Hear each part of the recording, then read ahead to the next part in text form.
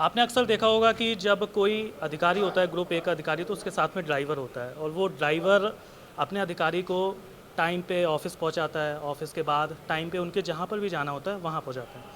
लेकिन बहुत ही कम ऐसी बार देखने को मिलता है कि जब उसका अधिकारी ही उसके घर, मतलब रिटायरमेंट के दिन उसके घर तक छोड़ने जाते हैं। नमस्कार, आप देख रहे हैं महोबा न्यूज़ बुंदेलखंड में, आपके साथ हिमांक, और कैमरे के पीछे है मेरे साथी आशीष। मैंने ये बात इसलिए कही दो लाइनें, क्योंकि अभी हाल ही में बांदा के जिला अधिकारी जो अनुराग पटेल जी हैं, उन्होंने अपने ड्राइवर इम्तियाज़ उद्दीन के रिटायरमेंट के दिन उसके घर तक जा कर के उसको विदाई समारोह में घर तक छोड़ा। सर, आपका बहुत बहुत स्वागत है, अभिनंदन thank you. Mahoba news Bundelkhand पे। Thank you. और सर, आज आप रजत जयंती समारोह में आए हैं। सर, सबसे पहले तो रजत जयंती समारोह के लिए जो प्रेस क्लब का हुआ है उस पर आप क्या कहेंगे? ये हमारे महोबा प्रेस क्लब का एक गौरवमयी इतिहास है जी कि आज अपना 25 साल पूरे होने पर रजत जयंती मना रहे हैं। मैं संजय मिश्रा जी को और इनकी पूरी टीम को जिला बांदा की तरफ से और जिलाधिकारी बांदा की तरफ से ढेर सारी शुभकामनाएं देता हूं और ऊपर वाले से गुजारिश करता हूं कि इसी तरह से ये स्वर्ण जयंती मनाएं, हीरक जयंती मनाएं और नित्य नूतन जो है काम करते रहें और हमारे अधिकारियों में, नेताओं में और जो कमियां उसको उजागर करते रहें।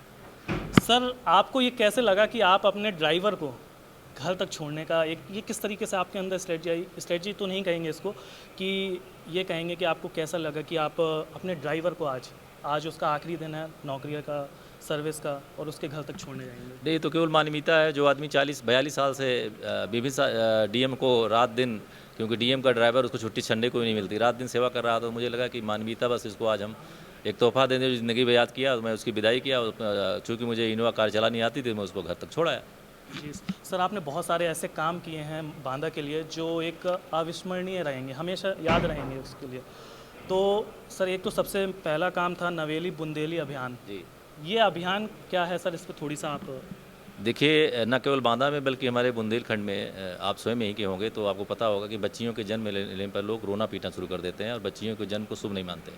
बेटा पैदा होता है तो आप बरहों करते हो, उत्सव मनाते हो, केक काटते हो, जन्मदिन मनाते हो। लेकिन बेटियां पैदा होती हैं तो मायूसी हो जाती है और 2 बेटियां पैदा होने पर तो लोग बताते हैं रोना पीटना मतलब। मेरे दिमाग में आया कि क्यों न बच्चियों को सम्मान दिया जाए और हमारे माननीय मुख्यमंत्री आदरणीय योगी आदित्यनाथ जी की प्रेरणा से यहाँ मिशन शक्ति अभियान भी चल रहा है, तो जिसमें हमारी बच्चियों को, महिलाओं को सशक्त बनाया जा रहा है, उनको सम्मान दिया जा रहा है। उसी कड़ी में मेरे दिमाग में आया क्यों न बांदा में हम जो हमारी बच्चियां पैदा हो रही हैं उनका जन्मोत्सव मनाएं। तो हमने माननीय अटल बिहारी वाजपेयी जी के जन्म दिवस 25 दिसंबर से एक कार्यक्रम हमारे बांदा में 39 बच्चियों ने जन्म लिया था। उस दिन हम लोग मनाया और हमारे प्रदेश के बहुत सारे राजनीतिज्ञ थे, हमारे अधिकारी थे, सबकी गोद में बच्चियाँ थी। हमने जिला महिला अस्पताल में शुरू किया। उस दिन वहाँ पर ये 12 बच्चियाँ पैदा हुई थी। तो हम लोगों ने बच्चियों को गोद में लिया और उनकी माताओं और दादियों ने केक काट करके उनका जश्न मनाया। इनका जन्म प्रमाण पत्र दिया जाता है उसी समय। और विभिन्न प्रकार के जो केंद्र और राज्य सरकार की योजनाएं हैं, जैसे मुख्यमंत्री कन्या सुमंगला योजना का लाभ इनको बच्ची को दिया जा रहा है। लेबर की मातृ शिशु कल्याण योजना है, उसको बच्ची का लाभ दिया जा रहा है। उसकी माता को जैसे जननी सुरक्षा योजना का लाभ है, प्रधानमंत्री मातृ बंधन योजना का लाभ है और डाकखाने की सुकन्या समृद्धि की योजनाएं बच्ची से संबंधित है और उसके दादा दादी से संबंधित बहुत सारी योजनाएं जो केंद्र सरकार और राज्य सरकार की हैं, जो हम तक नहीं मिली हैं, उनको हम लोग दिला रहे हैं, जिससे महसूस हो उनके माता पिता को, उसकी दादी दादा को कि जो हमारी बच्ची अभिशाप हमारे लिए थी, उसके आने से विभिन्न सारी सरकारी योजनाओं की बौछार होने लगी है और ये बच्ची हमारे लिए देवी के लिए देवी स्वरूपा है और फरिश्ता बन के आई है। सर, आपको देखा गया है कि आप खुद तालाब में उतर करके और वहाँ पर सफाई करते हैं। तालाब में पानी का एक जो स्रोत है वो दोबारा से अच्छा आ पाए, वाटर लेवल अच्छा आ पाए। आपने एक अभियान भी चलाया है, जल संचय जीवन संचय, उस पर थोड़ी सी दृष्टि से। जल संचय, देखिए, महिलाओं और बच्चों पर काम करना मेरा प्रिय विषय है। उसके बाद दूसरा जो मेरा प्रिय विषय है वो जल संरक्षण है।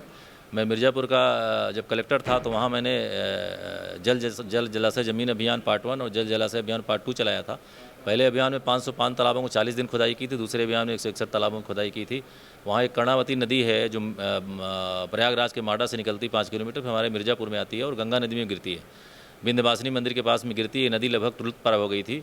तो हमने और हमारे विधायक जो रत्नाकर मिश्रा जी हैं, विंध्याचल के पंडा हैं, उनके साथ हम लोगों ने एक आधा घंटा फावड़ा चला कर नदी का जीर्णोद्धार कराया है और नदी पुनर्जीवित हो गई है और सेकंड नेशनल वाटर अवार्ड में जल शक्ति मंत्रालय भारत सरकार द्वारा मिर्ज़ापुर को सम्मानित किया गया।